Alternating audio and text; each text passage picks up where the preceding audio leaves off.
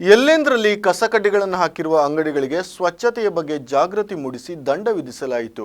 ನ್ಯಾಯಾಧೀಶರ ನೇತೃತ್ವದಲ್ಲಿ ಕೆಲವೆಡೆ ಅಂಗಡಿಕಾರರಿಂದಲೇ ಕಸವನ್ನು ಸ್ವಚ್ಛಗೊಳಿಸಲಾಯಿತು.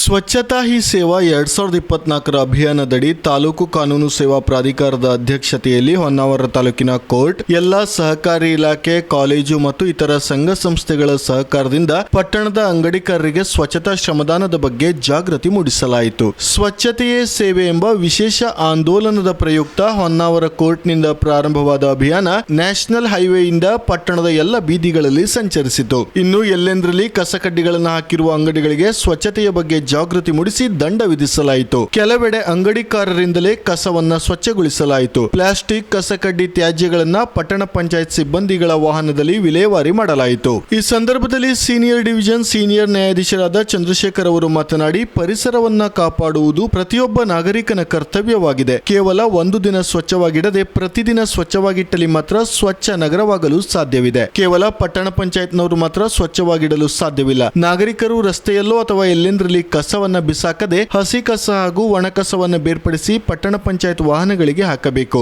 ನಮ್ಮ ಊರು ನಮ್ಮ ಮನೆ ಅಂಗಡಿಗಳನ್ನ ಸ್ವಚ್ಛವಾಗಿಟ್ಟು ಪರಿಸರವನ್ನ ಸ್ವಚ್ಛವಾಗಿಡೋಣ ಎಂದು ಕರೆ ಕೊಟ್ಟರು. ರಾಜ್ಯ ಸರ್ಕಾರ ಹಾಗೂ ಸರ್ವೋಚ್ಚ ನ್ಯಾಯಾಲಯ ಮತ್ತು ಮಾನ್ಯ ಉಚ್ಚ ನ್ಯಾಯಾಲಯದ ನಿರ್ದೇಶನದಂತೆ ಮಹಾತ್ಮ ಗಾಂಧೀಜಿ ಅವರ ಜನ್ಮ ಕಾರಣಕ್ಕಾಗಿ ಭಾರತ ಸ್ವಚ್ಛ ಮಿಷನ್ ಪ್ರಾರಂಭ ಆಗಿದ್ದು ತಮಗೆಲ್ಲ ಗೊತ್ತೇ ಇದೆ. ಈ ನಿಟ್ಟಿನಲ್ಲಿ ನಾವು ಈ ದಿನ ಹೊನ್ನಾವರ ನಗರವನ್ನು ಸ್ವಚ್ಛ ಮಾಡಬೇಕು ಅಂಥೇಳಿ ಮತ್ತು ನಮ್ಮ ಸೇವೆ ಅಲ್ಲದೆ ಜನಗಳಿಗೆ ಒಂದು ಅವೇರ್ನೆಸ್ ಪ್ರೋಗ್ರಾಮನ್ನು ಕ್ರಿಯೇಟ್ ಮಾಡಬೇಕು ಅನ್ನೋ ಉದ್ದೇಶದಲ್ಲಿ ವಿವಿಧ ಇಲಾಖೆಯ ಸಹಯೋಗದಿಂದ ನಾವು ಸ್ವಚ್ಛತಾ ಕಾರ್ಯಕ್ರಮ ಹಮ್ಮಿಕೊಂಡು ನಗರವನ್ನು ಕಂಪ್ಲೀಟಾಗಿ ಸ್ವಚ್ಛ ಮಾಡಲಿದ್ದೇವೆ. ಇದು ಕೇವಲ ನಾವು ಸ್ವಚ್ಛ ಮಾಡ್ಕೊಂಡು ಹೋದರೆ ಸಾಕಾಗ್ದು. ಕೇವಲ ಇವತ್ತು ಸ್ವಚ್ಛ ಮಾಡಿದ ಮಾತ್ರಕ್ಕೆ ನಾಳೆ ಕಸ ಹಾಕ್ತಾನೆ ಹೋದರೆ ನಾವು ಇವತ್ತು ಮಾಡಿದ್ದ ಕೆಲಸ ಅಷ್ಟು ನಿರರ್ಥಕವಾಗ್ತದೆ. ಎಲ್ಲಿವರೆಗೆ ಜನಗಳಲ್ಲಿ ನಾವು ಕಸವನ್ನು ರಸ್ತೆಗೆ ಹಾಕಬಾರ್ದು ಅನ್ನೋ ಭಾವನೆ ಬರ್ತದೋ ಅಲ್ಲಿವರೆಗೂ ನಾವು ಎಷ್ಟೇ ಕ್ಲೀನ್ ಮಾಡಿದ್ರು ಕೂಡ ಅದು ಆಗ್ತಾನೆ ಇರ್ತದೆ. ಹಾಗಾಗಿ ಇದು ಪ್ರತಿಯೊಬ್ಬ ನಾಗರಿಕನ ಜವಾಬ್ದಾರಿ.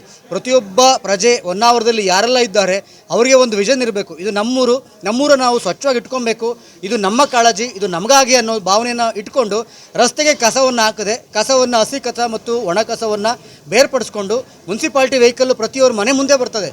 ಅದನ್ನು ನೋಡಿ ಅವ್ರಿಗೆ ಕಾಂಟ್ಯಾಕ್ಟ್ ಒಂದು ವೇಳೆ ಬರಲಿಲ್ಲ ಅಂದರೆ ನಂಬರ್ ತೊಗೊಂಡು ಚೀಫ್ ಆಫೀಸರಿಗೆ ಫೋನ್ ಮಾಡಿದ್ರೆ ಅವ್ರು ಕಳಿಸ್ಕೊಡ್ತಾರೆ. ಕಸವನ್ನು ಸರಿಯಾದ ರೀತಿಯಲ್ಲಿ ವಿಲೆ ಮಾಡಲಿಲ್ಲ ಅಂದರೆ ಮುಂದೆ ಇಡೀ ನಗರವೇ ನೈರ್ಮಲ್ಯಯುತವಾಗಿ ಪೂರ್ತಿ ಸ್ವಚ್ಛ ಮಾಡೋಕ್ಕೆ ಆಗದಷ್ಟು ಗಲೀಜಾಗ್ತದೆ.